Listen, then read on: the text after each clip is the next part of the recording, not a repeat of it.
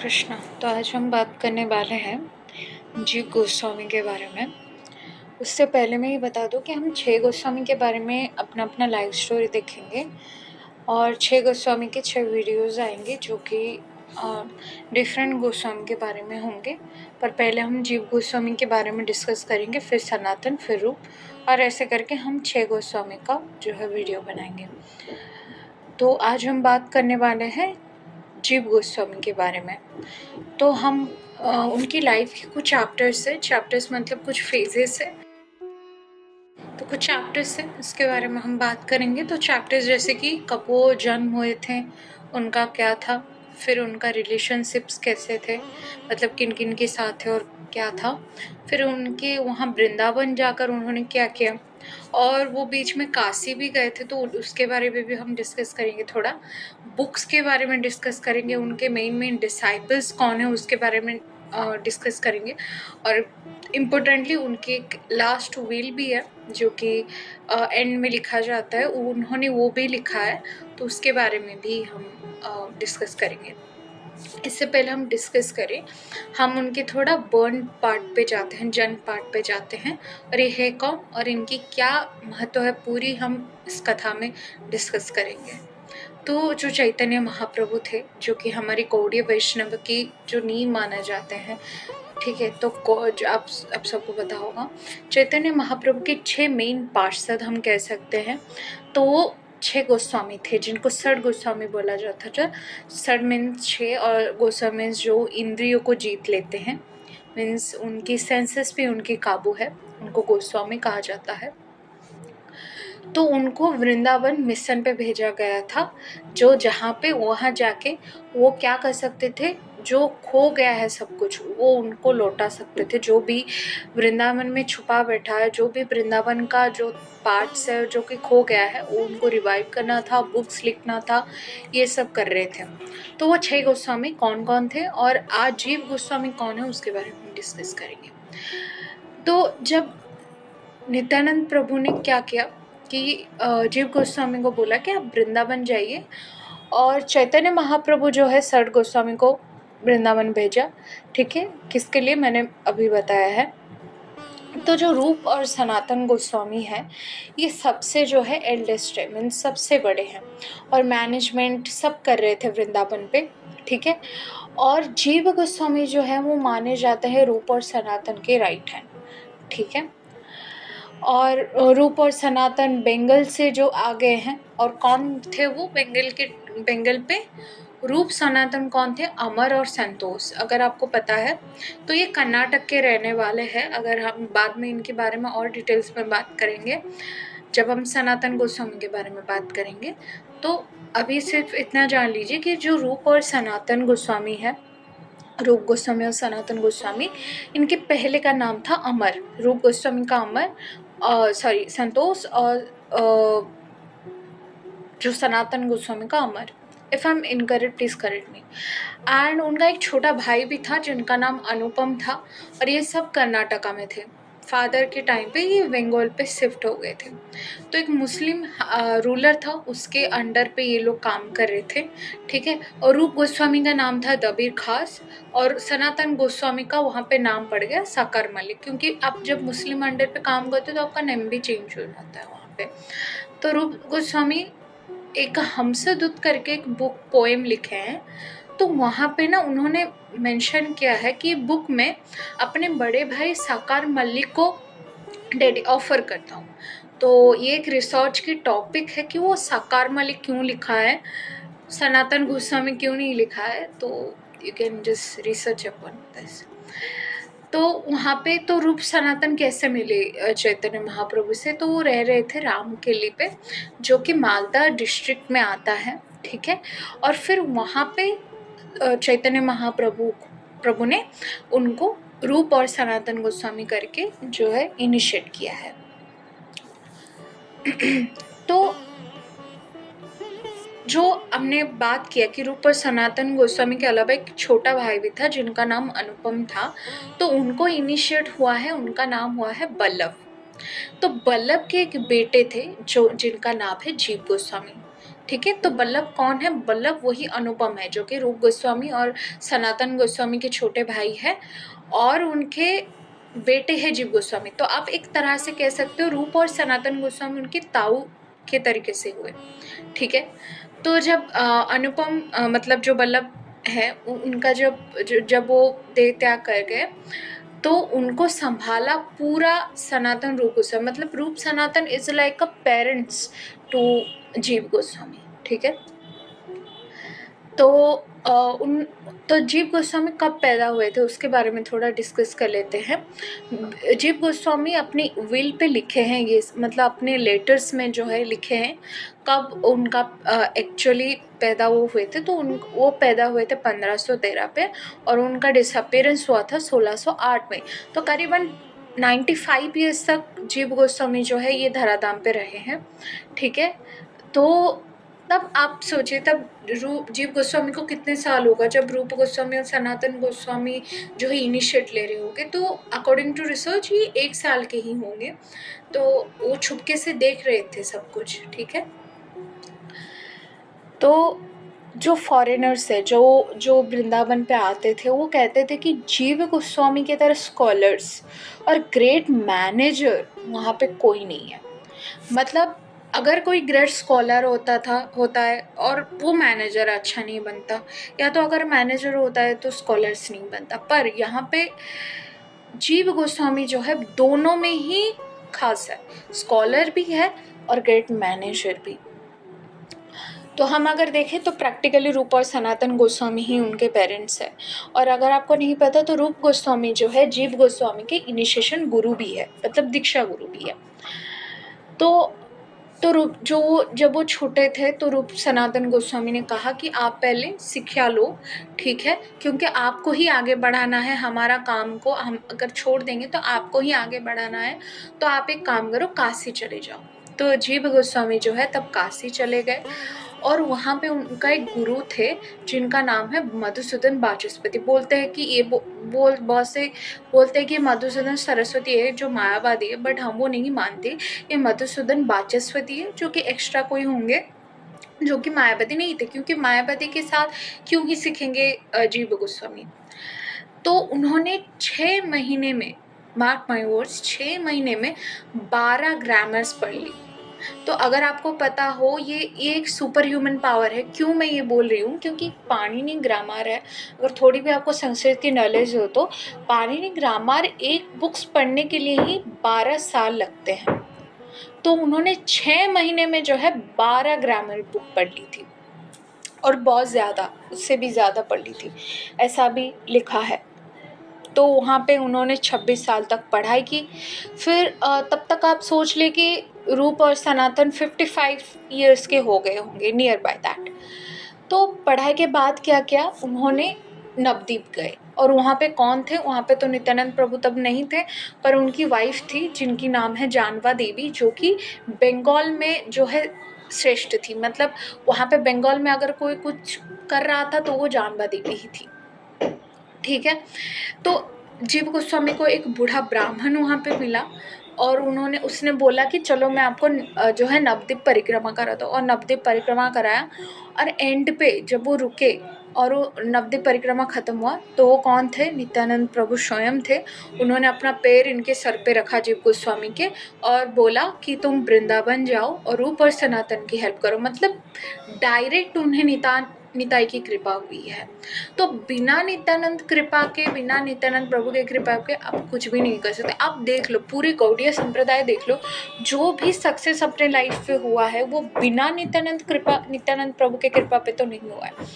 तो अगर आप फुल टाइम पे बन रहे हो ना तो आप बिना नित्यानंद प्रभु के कृपा पे नहीं मिल सकते। तो ये है, तो कोई सक्सेस नहीं है बिना नित्यानंद प्रभु की कृपा से। तो उनको स्वयं नित्यानंद प्रभु का कृपा मिला और वो वृंदावन गए। तो यहाँ पे जो है उनकी चैप्टर 1 खत्म होती है, वृंदावन वो जा रहे हैं। अब हम आगे देखेंगे कि उनके वृंदावन पे उनके साथ क्या हुआ। ठीक है। तो वृंदावन में रूप गोस्वामी से उन्होंने दीक्षा लिया। सनातन गोस्वामी से क्यों नहीं लिया ये हमें नहीं पता, बट मुझे लगता है कि वहाँ पे क्योंकि उस टाइम पे रूप गोस्वामी जो है हेड थे और वहाँ पे उनका ही मैनेजमेंट वगैरह अच्छा चल रहा था, तो उन्होंने उनसे दीक्षा ली। और आते ही जब भी वो गए मतलब जीव गोस्वामी, तो उनके राइट हैंड बन गए रूप गोस्वामी के। वहाँ पे आप देखिए, जैसे क्योंकि आपको अगर पता होगा, यहाँ पे मैंने बोला भी था कि रूप गोस्वामी ताऊ जैसे हो गए, जीव गोस्वामी के ताऊ ही है। तो अगर हम बात करें तो वहाँ के आसपास के लोगों को भी जेलस फील हुआ है कि आते ही देख लो सब टेक ओवर कर लिए ताऊ भतीजे ने। और ये हमें, ये मजाक नहीं है, ये कहाँ पे लिखा है, बल्लभ संप्रदाय के कुछ लोग यहाँ पे बोल रहे थे यहाँ पे कि ये बंगाली लोग हैं, ये है वो है। देखिए सारे भक्त खराब नहीं होते, पर कुछ होते हैं यहाँ पे। तो पर एक और बड़ी बात है कि वैष्णव संप्रदाय पे, गौड़ीय वैष्णव में सबने जीव गोस्वामी को एक्सेप्ट किया। इतना बड़ा स्कॉलर है ना, सबने। और लीगल सारे काम जो भी लीगल हो रहे थे, सारे मैनेजमेंट जो है उन रूप गोस्वामी ने जीव गोस्वामी को सौंप दिया, और उन्होंने बुक लिखा। रूप गोस्वामी ने अपने बुक लिखने पे फोकस किया, और सारे लीगलिटी का काम अभी जीव गोस्वामी संभाल रहे थे। तो जैसे ही पहला काम जीव गोस्वामी ने किया, राधा दामोदर टेम्पल की। राधा दामोदर की जो डीटी है वो स्वयं रूप गोस्वामी ने कार्व किया अपने हाथ में और गिफ्ट दी जीव गोस्वामी को। और फिर वहाँ पे राधा दामोदर टेम्पल हुआ, और राधा दामोदर टेम्पल जीव गोस्वामी के द्वारा हुआ है, पर वो जो डीटी है कार्व किया हुआ वो रूप गोस्वामी, ये एक गिफ्ट है जीव गोस्वामी को, रूप गोस्वामी के बाय रूप गोस्वामी। तो जैसे ही रूप और सनातन गोस्वामी लेफ्ट हुए, अपने निज धाम पे गए, तो पहले काम जीव गोस्वामी ने किया, विश्व वैष्णव राज सेवा करके एक अपना हब खोला। वहाँ पे क्या होता था, वहाँ पे वो ग्रामर्स पढ़ाते थे, पढ़ाना शुरू कर दिए। वहाँ पे सारा बुक्स पढ़ाते थे, जितनी भी रूप गोस्वामी सनातन गोस्वामी के बुक्स, और वो एजुकेशनल हब बन गया। अगर मतलब काशी पहले आता था एजुकेशन हब पे, तो सेकंड पे अब वृंदावन का नाम होने लगा। तो इतना अच्छा, और बहुत इतनी परफेक्ट मैनेजमेंट वहाँ पे की, इतनी अच्छी पूरी इम्पोर्टेंट पूरी वैष्णव कम्युनिटी की वो हेड बन गए थे वहाँ पे। और यहाँ पे मायापुर पे नवद्वीप पे जानवा देवी, और जब जानवा देवी वृंदावन आई थी तो जानवा देवी खुद उन्हें रेस्पेक्ट की, और जीव गोस्वामी ने भी रेस्पेक्ट किया। अब जानवा देवी तो बहुत हायर है, फिर भी उन्होंने जो जीव गोस्वामी को रेस्पेक्ट किया। तो आप सोच सकते हैं कि जीव गोस्वामी की कितनी बड़ी वहाँ पे ओहदा थी, और कितने बड़े वो स्कॉलर्स थे, परफेक्ट मैनेजमेंट कैसे कर रहे थे। तो जानवा देवी और जीव गोस्वामी के बीच में बहुत सारे एक्सचेंज हुए हैं लेटर्स, और ये कहाँ पे मेंशन है, आप कन्नांदन करके एक बुक है गौड़ीय एक टेम्पल पे, वो बुक आप पढ़ सकते हो। जितनी भी जानवा देवी और जीव गोस्वामी के बीच में जितनी भी लेटर एक्सचेंज हुआ है, वहाँ पे उन्होंने मेंशन्ड है। सेकेंडली जो बात है कि मेन इम्पोर्टेंट चीज़ जो कि है, रूप गोस्वामी और सनातन गोस्वामी जितने भी अपनी बुक्स लिखे हैं वो पत्ते पे लिखी है, पर जीव गोस्वामी पहले ऐसे है जिन्होंने पेपर इंपोर्ट किया है मुगलों से, और उन्होंने बुक जो है डिस्ट्रीब्यूशन स्टार्ट किया। तो अगर आप देख सकते हो प्रभुपाद जी को, तो प्रभुपाद ने कुछ नया नहीं किया है बुक डिस्ट्रीब्यूशन, उन्होंने जीव गोस्वामी का ही जो मतलब जो उन्होंने बनाया था बुक, तो पहले जीव गोस्वामी ही थे जिन्होंने बुक डिस्ट्रीब्यूशन स्टार्ट की थी। तो उनके मेन शिक्षा डिसाइपल कुछ थे, जो कि आपको पता होगा, नरोत्तम दास ठाकुर, श्यामानंद पंडित, श्रीनिवास आचार्य। हालांकि ये दीक्षा डिसाइपल नहीं है, पर ये शिक्षा डिसाइपल है। जो इन तीनों ने जीव गोस्वामी के अंडर ही अपनी शिक्षा जो है कंप्लीट की है। तो रिवाइव किया है जीव गोस्वामी को प्रभुपाद ने। भक्ति सिद्धांत ने भी विश्व वैष्णव राज सभा भी की थी, क्रिएट की थी। तो आपको कुछ नया नहीं करना है, जो हमारे गोस्वामी ऑलरेडी कर चुके हैं, बस उसे मतलब पुनर्जीवन आपको देना है, पुनरुद्धार करना है ना। ठीक है। तो सारे जो जीव गोस्वामी है, सारे जो मुगलों के साथ उन्होंने अच्छी रिलेशनशिप बनाई। क्यों? क्योंकि यहाँ पे डिप्लोमेसी खेली अच्छी सेंस पे, कि वो अगर हमें सपोर्ट करेंगे तो क्या प्रॉब्लम है, अनुकूल से संकल्प, अगर हम अच्छे मतलब ये अनुकूल है हमारे लिए तो हम करेंगे। ठीक है। तो अब हम बात करते हैं उनके मेन कुछ डिसाइपल के बारे में, जो कि उनके दीक्षा डिसाइपल्स है। तो उन्होंने मेन 2 दीक्षा डिसाइपल है, एक तो है कृष्ण बिलास और दूसरा है कृष्णदास ब्रह्मचारी, ठीक है। और एक विल लिखा गया है, ठीक है, जीव गोस्वामी के, जो राधा दामोदर टेम्पल पे अभी भी है, वहाँ पे ये सब मेंशन है। तो एक जो विल लिखा है वहाँ पे क्या लिखा है कि सब कुछ जो है, अभी मैं अगर गुजर जाऊँ, मतलब वो जीव गोस्वामी लिख रहे हैं कि मेरे डिपार्चर के बाद मेरा सब कुछ जो है, टेम्पल्स हो गया, जो भी है, वो कृष्ण बिलास समझेंगे, मतलब कृष्ण बिलास आगे देखेंगे। अगर कृष्ण बिलास को कुछ हो जाए तो कृष्णदास ब्रह्मचारी उसे क्रिएट करेंगे। तो वहां पे उन्होंने लिटरली लिखा है कि अगर कृष्णदास ब्रह्मचारी अगर पागल हो जाए, मतलब या डिविएट हो जाए, तो कृष्ण बिलास के पास हक है कि वो अपने विल जो है वापस ले सकता है। अगर कृष्ण बिलास अगर पागल हो गया, तो अगर मैं जिंदा हूँ, मतलब खुद जीव गोस्वामी कह रहे हैं कि अगर मैं जिंदा हूँ तो मैं उससे लेकर किसी और को दे सकता हूँ। अगर कृष्ण बिलास पागल हो गया तो फिर ये ब्रह्मचारी, कृष्णदास ब्रह्मचारी के पास जाएगा। आप ये समझ सकते हैं, ऐसा जीव गोस्वामी ये प्रिटेंड नहीं कर रहे कि मेरे दीक्षा डिसाइपल है या मेरे टॉप डिसाइपल है तो हमेशा डिसाइपल ही रहेंगे या हमेशा भक्त रहेंगे। नहीं, कोई गारंटी नहीं है कि हमेशा कोई भक्त रहेगा। माया का पावर कुछ भी है भाई, कुछ भी हो सकता है। तो उन्होंने प्रॉपर वहाँ पे विल पे मेंशन किया। तो आपको अगर अच्छा मैनेजर होना हो ना, तो आपको कृष्णा कॉन्शियस में तो रहना ही है, पर संसार में भी आपको रहना है अगर आपको गुड मैनेजर बनना है। जो सिर्फ कृष्णा कॉन्शियस में रहते हैं वो तो पागल है, या तो जो बोल रहे हैं कि हम पूरा एकदम बाबा जी बन जाएगा, हम नहीं बन पाओगे, या तो पूरा संसार पे रहोगे तो नहीं होगा। आपको कृष्णा कॉन्शियस भी रहना है, पर संसार पे देखना भी है। अगर आपको खूब प्रचार करना है तो आपको सब कुछ देखना है और प्रैक्टिकल होना पड़ेगा, ठीक है। तो अगर आप देखें ना, तो जीव गोस्वामी और श्रील प्रभुपाद भी वहाँ गए थे, ठीक है, और श्रील प्रभुपाद भी राधा दामोदर टेम्पल गए, उनको आशीर्वाद मिला। तो जीव प्रभुपाद ने फिर से बुक डिस्ट्रीब्यूशन शुरू की, मतलब सिर्फ वही कॉपी एंड पेस्ट किया जो कि जीव गोस्वामी ने ऑलरेडी कर चुके थे, दोबारा शुरू किया, ठीक है। तो उनके कुछ खास बुक्स भी है। तो जो कृष्णदास ब्रह्मचारी है, उन्होंने अपने एक बुक्स में, जो कि दामोदर टेम्पल पे है, 4 सेक्शन में डिवाइड किया है जीव गोस्वामी के बुक्स को। सिद्धांत means philosophy, commentary and the grammar, Sanskrit व्याकरण और पोएम, इन 4 विभाग में किया है। तो आप सोचिए कि सिद्धांत में कौन सा मेन बुक होगा, तो 25 मेन बुक्स है, बट फिलोसफी में मेन बुक्स कौन होगा आपको सबको पता है, सठ संदर्भ ऑफ कोर्स। तो उसे भागवत संदर्भ भी बोला गया था, हालांकि भागवत एक पार्ट है बट भागवत संदर्भ भी उसका नाम है, ठीक है। और अगर आपको जानना है ना कि अचिंत्य वेद वेद, ये जो नेम है, ये जो टाइटल है, ये किसने दिया था, तो ये जीव गोस्वामी ने ही पहले शुरू की थी, ठीक है, पब्लिश किया और ये पॉपुलर हुआ।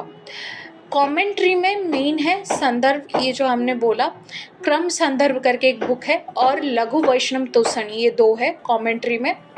और उनका मेन जो कमेंट्री है वो नेक्टर ऑफ डिवोशन में है, डिवोशन का है, जो कि रूप गोस्वामी का है, दुर्गम संगमनी टीका, ये मेन है, ठीक है। तो according to Krishnadas Brahmachari. Second जो है वो उज्ज्वल नीलमणि पे उन्होंने लोचन टीका लिखा है, ब्रह्म संहिता पे उन्होंने कमेंट्री दी है, गोपाल तापनी उपनिषद पे उन्होंने कमेंट्री दी है, ठीक है। ग्रामर में उनका जो मेन बुक्स है वो क्या है, हरिनाम अमृत व्याकरण, ठीक है। तो ये पहले बहुत मोटा बुक है, तो उन्होंने बृहद अमृत व्याकरण किया, फिर जो अभी पढ़ाया जाता है मध्यम व्याकरण किया, पर अभी जो पढ़ाया जाता है वो लघु व्याकरण है, ठीक है। तो वहाँ पे क्या मेंशन है, जो कि ए जैसे अ ई और क ख ग है ना, ये वर्णमाला है। तो अ जो है वो कृष्णा है, क जो है वो ब्रह्मा है, उस सब को सब पे, मतलब ग्रामर को भी उन्होंने भगवान से रिलेट कर दिया। तो अगर कोई ये ग्रामर पढ़ेगा तो डायरेक्ट भक्त बनेगा, है ना। तो चंपू कोश उन्होंने एक डिक्शनरी भी लिखी है, और पोएम में गोपाल चंपू, ये बुक्स आज भी अवेलेबल है, अब गूगल करके इसको पढ़ भी सकते हो। और ये पोएम में सारा सिद्धांत है, सब कुछ है, ये अमेज़ॉन पे भी आपको मिलेगा।